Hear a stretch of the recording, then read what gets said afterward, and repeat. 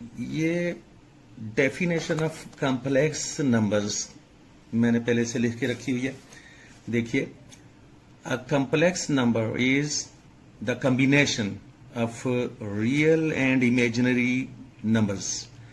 यानी कि जो भी कॉम्प्लेक्स नंबर होगा वो रियल नंबर और इमेजिनरी नंबर का कॉम्बिनेशन होगा हमेशा, चाहे उसकी वैल्यूज कुछ भी हों। That can be written as this. उस कॉम्प्लेक्स नंबर को इस शक्ल में लिखा जा सकता है, where A and B are real numbers and I is the imaginary unit this. तो बात ये हो गई कि कोई भी कॉम्प्लेक्स नंबर जो है वो कॉम्बिनेशन होगा दो चीजों का। ये देखिए, एक उसका कॉम्प्लेक्स नंबर का रियल पार्ट होगा, साथ में प्लस के निशान के बाद कॉम्प्लेक्स नंबर का इमेजिनरी पार्ट होगा। तो दो पार्ट्स का कॉम्बिनेशन जो है ये कॉम्प्लेक्स नंबर होगा, और उसमें ये आई जो है वो इमेजिनरी यूनिट है और ए और बी जो हैं वो रियल नंबर्स हैं। अब इसको समझाने के लिए मैं एक्सप्लेन कर देता हूं किसी पेपर पर। 5 + 3i, तो ये बिल्कुल वही शक्ल बनती है कि a + bi। ये देखिए, a के बदले में 5 आया, प्लस तो प्लस है ही, b के बदले में 3 आया, और i जो है वो इमेजिनरी यूनिट है, यानी स्क्वायर रूट ऑफ -1। कोई भी कॉम्प्लेक्स नंबर। अच्छा, अब दूसरा कोई कॉम्प्लेक्स नंबर मैं लिखने जा रहा हूं, जैसे कि -2 + 7i। ये भी कॉम्प्लेक्स नंबर है, तो ये भी कॉम्बिनेशन है।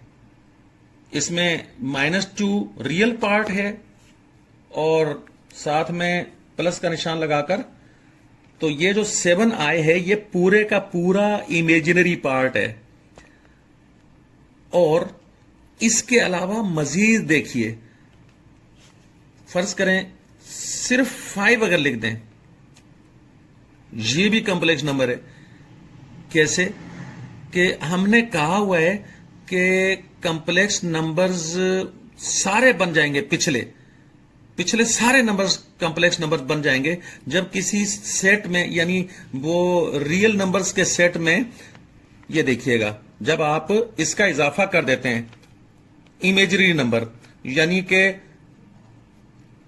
इस नंबर का, इस यूनिट का जब आप इजाफा कर देते हैं रियल नंबर के सेट में, तो फिर अब ये खुद भी कॉम्प्लेक्स नंबर है, और इससे पहले जो रियल नंबर्स हैं वो भी सारे के सारे कॉम्प्लेक्स नंबर बन गए हैं। बिल्कुल ऐसे कि जैसे मैंने पहले आपको बताया था कि जो काउंटिंग नंबर्स जैसे 1 2 3 4 5, उनके साथ एक ये 0 मिलाने से, 0 खुद भी होल नंबर है, और इसके मिलाने से बाकी सारे वो जो इससे पहले थे वो भी होल नंबर्स हो गए। और इस तरह की दूसरी बातें भी बताई थी जो मैं रिपीट करना नहीं चाहता यहां। तो बस बात यह है कि रियल नंबर्स, जितने भी रियल नंबर्स का सेट है, उस सेट के अंदर सिर्फ एक चीज का इजाफा कर दें, यानी कि ये देखिएगा, रियल नंबर्स में सिर्फ एक चीज का इजाफा कर दें और रियल नंबरों के सेट में, जो कि ये इमेजिनरी यूनिट यानी स्क्वायर रूट ऑफ -1। तो ये सारा मिलकर इमेजिनरी यूनिट भी कॉम्प्लेक्स नंबर है, और इससे पहले जितने रियल नंबर्स थे वो भी अब कॉम्प्लेक्स नंबर्स बन गए हैं। तो बात यह तय हो गई कि दुनिया के सारे नंबर्स को कॉम्प्लेक्स नंबर्स कहा जा सकता है। वो देखिए ऐसे, मसलन 5 जो है इसको इस शक्ल में लिखेंगे तो वो पूरा कॉम्प्लेक्स नंबर बन जाएगा। कैसे, ये देखिएगा, 5 plus 0i, 5 plus 0i means 5। तो 5 को हम इस शक्ल में लिख सकते हैं, a प्लस bi। ये b पहले बताया जा चुका है कि रियल नंबर है, a भी रियल नंबर है, वो तो a तो 5 हो गया रियल नंबर, लेकिन प्लस के साथ जो b रियल नंबर है वो 0 लेकर आए हैं। ये मैं पहले बता चुका हूं कि 0 1 2 3 4 5 वगैरह ये ऑल नंबर भी हैं, ये रियल नंबर्स भी हैं। इनमें आगे रियल नंबर्स में रेशनल नंबर्स और इरेशनल नंबर्स सब शामिल हैं, 0 भी शामिल है रियल नंबर में और बाकी सारे नंबर्स भी रियल नंबर्स में शामिल हैं। सिर्फ इसका इजाफा इस यूनिट का करने से बाकी सारे भी कॉम्प्लेक्स बन गए और ये भी कॉम्प्लेक्स ही माना जाएगा। वो मैं आगे बात करूंगा कि ये कैसे कॉम्प्लेक्स है। तो दूसरा कोई रियल नंबर ले लें, मिसाल के तौर पर -7, तो इसको भी हम इस शक्ल में लिख सकते हैं।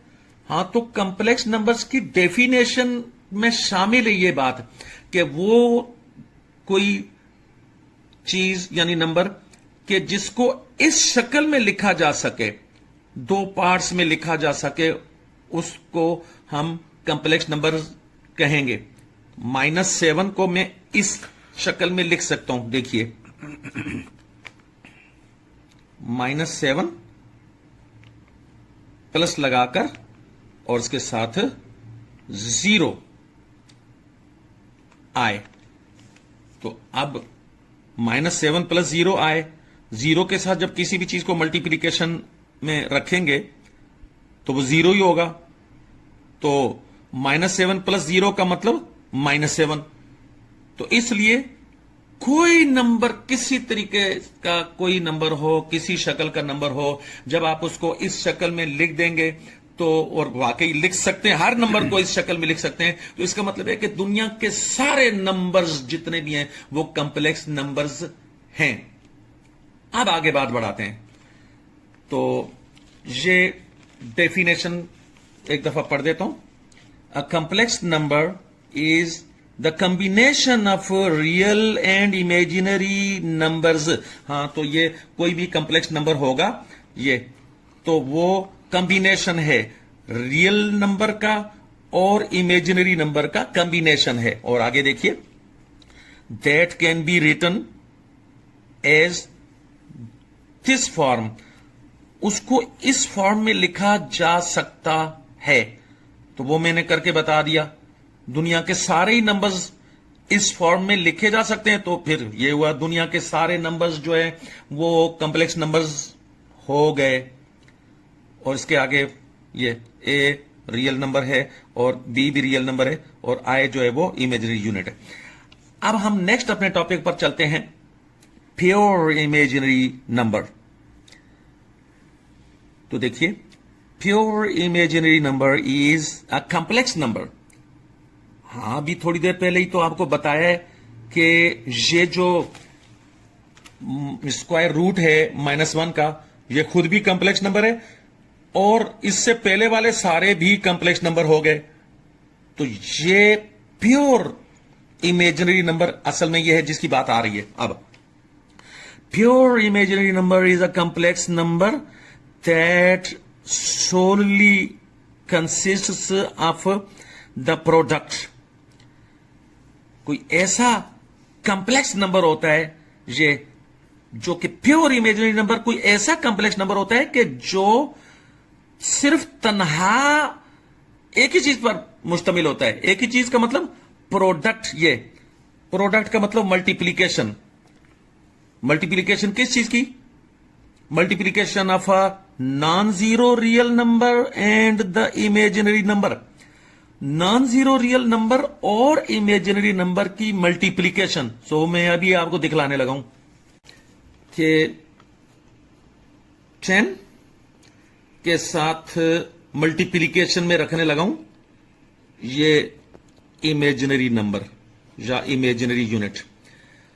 तो 10 और √-1 का प्रोडक्ट, दरमियान में कोई निशान न होने का मतलब प्रोडक्ट, जैसे कि ए और बी के दरमियान में कोई ऑपरेशन यानी अर्थमेटिक ऑपरेशन का कोई निशान ना हो, प्लस माइनस मल्टीप्लिकेशन या सबट्रैक्शन, तो ऐसी सूरत में मल्टीप्लिकेशन मानी जाती है। तो इसको हम बोलेंगे the product of A and B, यानी multiplication of A and B. इसी तरीके से यहां the product of this real number and the imaginary number. तो इसके साथ कुछ भी ना हो, अब यूं हो जाएगा, ये देखिएगा, ये इक्वल्स टू 10i, क्योंकि इसको हम i से शो करते हैं। तो प्योर इमेजरी नंबर वो होगा, ऐसा कंप्लेक्स नंबर होगा कि जो कंप्लेक्स नंबर तन्हा सिर्फ प्रोडक्ट ही लिखा हुआ हो, रियल नंबर का और इमेजिनरी नंबर का प्रोडक्ट हो, यानी दरमियान में कोई निशानी ना होने का मतलब मल्टीप्लिकेशन, वही प्रोडक्ट। तो ये प्योर इमेजिनरी नंबर है ये कंप्लेक्स नंबर ही। डेफिनेशन में ये मौजूद है, या ये देखिए डेफिनेशन में मौजूद है, pure imaginary number is a complex number. हां, तो ये प्योर इमेजिनरी नंबर असल में कंप्लेक्स नंबर ही है। तो देखिए मैं इसको कंप्लेक्स नंबर इस शक्ल में लिखने जा रहा हूं, ये इस शक्ल में लिखने वाला हूं, ये देखिए 10i को ऐसे लिख देते हैं, 10i लिखकर इससे पहले प्लस का निशान लगाइए और 0, इसका वो जो रियल पार्ट है, पूरे कंप्लेक्स नंबर के 2 पार्ट्स होते हैं, पहले भी बात हो चुकी है, अब फिर से देख लें कि कोई भी कंप्लेक्स नंबर है उसके 2 पार्ट्स होते हैं। एक उसका रियल पार्ट 0 हो सकता है, 1 हो सकता है, 2, 3, -7, -8, रेशनल या इरेशनल नंबर, कोई भी रियल नंबर वो होगा। तो वो रियल नंबर के साथ एडिशन में जब इमेजिनरी पार्ट लगा होता है, ये पूरा कंप्लेक्स नंबर। हां, तो ये भी तो कंप्लेक्स नंबर ही है, क्योंकि इसको हमने इस शक्ल में लिख दिया, a+bi की शक्ल में लिख दिया। तो ये जो कंप्लेक्स नंबर है इसको प्योर इमेजिनरी नंबर कहा जाएगा, क्योंकि ये प्रोडक्ट है, लिखा हुआ है product of non zero real number and the imaginary number. हां जी, तो ये नॉन जीरो रियल नंबर होना चाहिए, यहां पर ये 0 नहीं हो सकता। यानी प्योर इमेजिनरी नंबर की डेफिनेशन में ये बात शामिल है कि ये वाला पार्ट 0 नहीं हो सकता। यहां -1 हो सकता है, 3/5 हो सकता है, -8/15 हो सकता है, कुछ भी हो सकता है, लेकिन 0 नहीं हो सकता। तो इस तरह से नॉन जीरो जो इमेजिनरी पार्ट है इसको हम कहेंगे प्योर इमेजिनरी नंबर, और वो कंप्लेक्स नंबर ही होगा जो कि ये सिर्फ अकेला इस पर मुश्तमिल है। अब आते हैं जी सिंध टेक्स्ट बुक बोर्ड की जो बुक है मैथमेटिक्स की 9th क्लास की, उसको सॉल्व करने की तरफ। तो टॉपिक उसमें यह है हमारा writing the complex numbers in the form of this means a+ib, इस शक्ल में कंप्लेक्स नंबर को लिखना। तो वो exercise 1.5 9th class Sindh text के साथ है। उसमें क्वेश्चंस ये दिए हुए हैं और क्वेश्चन नंबर 1 मेन क्वेश्चन है, बाकी ये पार्ट से नीचे। तो आप देखिए कि किस तरह से इन पार्ट्स को मैं सॉल्व करने जा रहा हूं।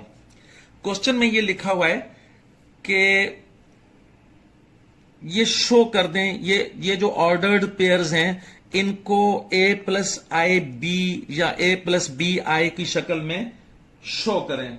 मैं आपको ये बुक 1.5 एक्सरसाइज का नंबर है, ये क्वेश्चन 1 है। Right the following complex numbers in the form of a+ib for the given ordered pairs. तो वो मैंने ये ऑर्डर्ड पेयर्स विद नंबर्स उतार लिए हैं, विद देयर नंबर्स कॉपी पर उतार लिए हैं। तो पहले देख लें कि ऑर्डर्ड पेयर्स का मतलब क्या होता है। ऑर्डर्ड पेयर्स का मतलब है कि आप जिस तरतीब में नंबर्स दोनों ये जोड़ी वाले नंबर्स यानी पेयर वाले नंबर रखे हुए हैं उनकी तरतीब को बदल नहीं सकते। अगर आपने 1 2 के बजाय 2 1 किया तो वो गलत हो जाएगा। जिस तरह से क्वेश्चन में दिया हुआ है उसी तरीके से रखना है। यही ऑर्डर्ड पेयर्स का मतलब तरतीब वाले जोड़े। तो पहला तरतीब वाला जोड़ा यह है, इसको वो उस शक्ल में लिखना है a प्लस आई बी वाली शक्ल में। तो ये देखिए 1 को आप 1 ही रहने देंगे, रियल पार्ट पहले वाला। उसके आगे ये कॉमा हटा देंगे, प्लस का निशान लगाएंगे और ये दूसरा पार्ट जो है ये इमेजिनरी पार्ट है। तो वो बात जो सिखाई है इमेजिनरी पार्ट में ये रियल नंबर के साथ इमेजिनरी यूनिट, जैसे कि ये रियल नंबर है ये इमेजिनरी यूनिट है तो इसका 2i बन जाएगा। आसान बात है। नेक्स्ट नंबर 2 पर देखिए, रोमन में 2 पार्ट नंबर 2 है क्वेश्चन नंबर 1 का। तो ये ऑर्डर्ड पेयर में है 2 2। तो इसका ये पहले की तरह ये a प्लस आई बी वाली शक्ल में लाने के लिए इसको ये a मान लिया जाएगा, आगे प्लस और ये i तो i ही रहेगा यानी इमेजिनरी यूनिट। तो ये b जो रियल नंबर है इसके बदले में ये 2 इस तरह से लिख देंगे। तो ये हो गया काम। तीसरे में फिर अब मुझे ज्यादा समझाने की जरूरत नहीं रहेगी। 3 and 4 वाला जो ऑर्डर्ड पेयर है उसके लिए लिखेंगे 3 + 4i ऐसे। -1 and 1 ये इस ऑर्डर्ड पेयर के लिए इस शक्ल में लिखेंगे -1 + i। हाँ 1 यानी 1i। अगर यहां पर 2 होगा तो 2i, लेकिन 1i 1 लिखने की जरूरत नहीं है इसलिए खाली i। नंबर 5 पर देखिए -2 and 2 ऑर्डर्ड पेयर है, इसमें ये -2 पेयर लिखकर +2 लिखकर फिर वो i। तो ये इस शक्ल में ये आ गया। और आखिरी वाला -3 and 4 ये ऑर्डर्ड पेयर, ये पहले वाला पार्ट a वाला पार्ट -3 लिख दिया और प्लस वही प्लस का प्लस लगाया और b को 4 मानकर तो साथ में ये लगाना है। यहां पर नहीं लगा हुआ ये तरीका है। अगर आप यहां पर i लिख देंगे तो ये गलत हो जाएगा, लेकिन ब्रैकेट के बाहर लिखेंगे तो वो i न लगाना गलत हो जाएगा। तो इस तरीके से ये -3 and 4 वाले ऑर्डर्ड पेयर का जो ये वाली शक्ल होगी तो ये -3 + 4i and that's all।